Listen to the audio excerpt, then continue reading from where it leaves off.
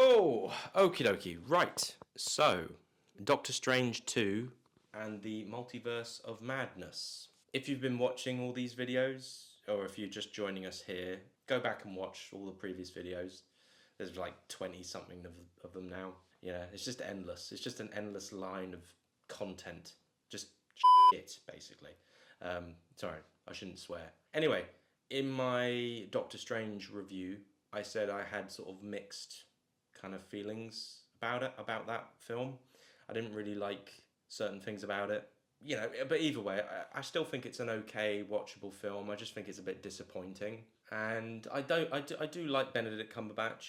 You know, I like him. He's good in certain roles. And I like him as Doctor Strange, but I feel like they could have got somebody better, and they could have made a better film. He's obviously he was in Thor Ragnarok. He was in 2 Avengers films, Spider-Man, and now here we are. This is his sequel to his movie, and so yeah, like, you know, he's been playing this character for quite a while now, almost nine years.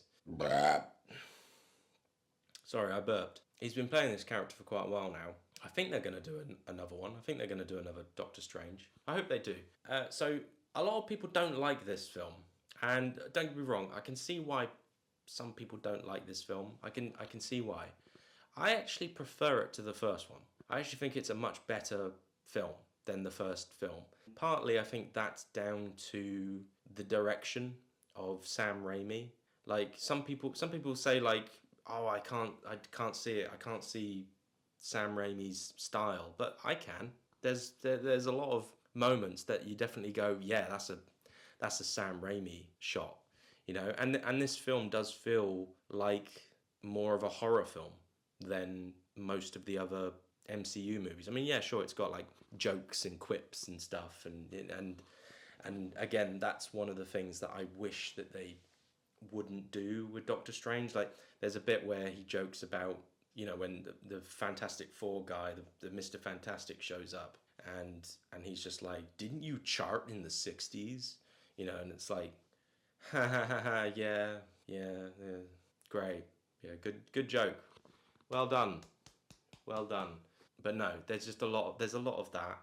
There's a lot of that kind of shit, and you know, I wish they would dial it down a little bit. But I actually quite like this film. As I say, I like the direction. I love Sam Raimi. He's a great director. It's weird, you know, because he did the Spider-Man trilogy, and it's weird seeing him do this now. You know, he's the perfect guy to do a comic book movie, and it's like, why has it taken this long for this guy to do another comic book film? You know, he did that Oz film, and he did the Drag Me to Hell film. And then he did the Ash versus the Evil Dead, sort of the TV show, which I didn't see all of, but I should really get back into. Apparently there's 3 seasons of it. But yeah, it's really odd that he's doing a new comic book film. I'd love it if he could do a Batman film. I think he would be perfect for Batman. I think he would. I think he would nail that. He would. I think he would get the right level of sort of quirky whimsicalness and darkness and humor and everything. But that's just wishful thinking. Hopefully, maybe he could do Batman Brave and the Bold, perhaps. That would be good. I like this film. I prefer it to the first one. As I say, it's got Sam Raimi's direction, and it's got more of a horror vibe to it. But I do understand why some people don't like this film. Like, as I say, it's called the Multiverse of Madness. So it's very multiversey, and you have all these characters showing up. You know, like, you've got Peggy Carter popping up for a little cameo, Professor Xavier from the X-Men, so this is like the first appearance from one of the X-Men, you know, one of the Fox X-Men characters, and this is the Charles Xavier, this is Patrick Stewart himself, and Fantastic Four guy, Mr. Fantastic, played by Emily Blunt's husband, and he directed The Quiet Place. He's good. It's a shame he wasn't in the actual new Fantastic Four film. I would have preferred him than Pedro Pascal, but whatever. And then, of course, yeah, you get, like, I don't know what the guy who makes sounds and, you know, can kill people with sounds. I don't know who that is. I could look it up on my phone. I have the power of the internet, but I choose not to use it. Nay, it is a sin. It is a sin. But no, that guy, And yeah, I know a lot of people got pissed off with them all getting killed and stuff like that. You know, I'm a fan of Quentin Tarantino movies. You know, I like movies where people just get killed unexpectedly and die in horrendous ways. Actually, I mean, this is a bit of fun. You know, this is like they're all kind of like multiverse characters. So it's like not really like, well, if one dies, then it doesn't matter. You'll see them again in a different form, perhaps. You know, so you know, death is kind of not really. There isn't really much consequence to death. But I kind of respect the unexpectedness of Mr. Fantastic getting turned into spaghetti and whatnot, and you know I quite like that. And there's another yeah, and you know like what Peggy Carter gets chopped in half, but it's not the Peggy Carter. It's not the one that we know and love. You know, it's a different one. And then you've got the woman from Captain Marvel. She gets killed. They all get killed. I know a lot of people don't like that, but I thought that scene was quite fun and quite like whoa, okay, unexpected. And yeah, Professor X gets killed again for the third time. So maybe he might die again. He might come back. Yeah, he's coming back for Doomsday.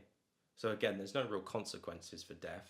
A character could die in one universe and then be back again in another universe. So again, it's whatever. But again, it's like it's nice seeing Patrick Stewart, but maybe they shouldn't have killed him or whatever. But I like this film. I like the energy of it. I like the sort of there's a lot of creativity. Like there's a bit where Doctor Strange is fighting a big monster with a giant eyeball. That's cool. And then there's a bit where he's fighting himself and they're like using magic and there's sort of like these magical notes for some reason. I don't get it, but it's visually quite fun to watch. Rachel McAdams is in it again she was in the previous one and she's all right in the film. Charlize Theron makes a little cameo at the end. Bruce Campbell makes a cameo as well, which is quite fun. There's a little nod to you know all of Sam Raimi's films that he always has to put Bruce Campbell in his films.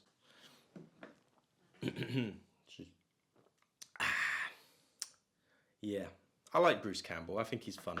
I hope he makes another Ash movie or another Evil Dead movie. But either way, there we go. And you know, I like this film, and I know there's a bit of like woke stuff. There's that what's her name, America Chavez or whatever. Some people didn't like her. I didn't mind her. Didn't think she was horrible. Scarlet Witch, like I think people struggled with her whole storyline of her being like a villain this time. Like in previous Marvel films, she was always a good person, but in this, she was just like a crazy bitch, hell bent on having children. You know, she was just yeah, she turned into a mad bitch, and I think people just didn't really like that. But I thought it was all right. I thought it was quite interesting, quite different. You don't just want the characters to do the same stuff, and you know, you want them to evolve. You want them to go through different waves and different journeys, different periods in their life where they're this and then they're that, and then you know, I like it. I like this film. It's not the best film ever made. I'm not saying it's as good as Civil War, any of the Avengers films, but I do like it. It's got some good action moments in it, and Chiwetel Ejiofor is in it. At least I think that's how his name is pronounced. Chiwetel. Yeah, he's in it for a bit, but he's from a different universe. So my one thing though is that I do remember they were like teasing this movie, and they were talking about like Tom Cruise being in it. Like Tom Cruise is going to be Iron Man, and that would have been cool. That would have been so awesome.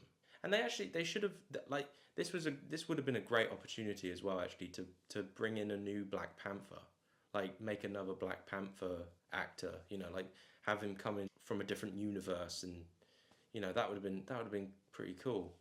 Oh well, I think that's the thing. Is like I think after the last Spider-Man film, I think people were kind of I don't know like really excited for what Marvel could do now. Like, but I don't know. With this film, I think it just let down a lot of people. But I think it's a pretty good, decent movie to like rewatch.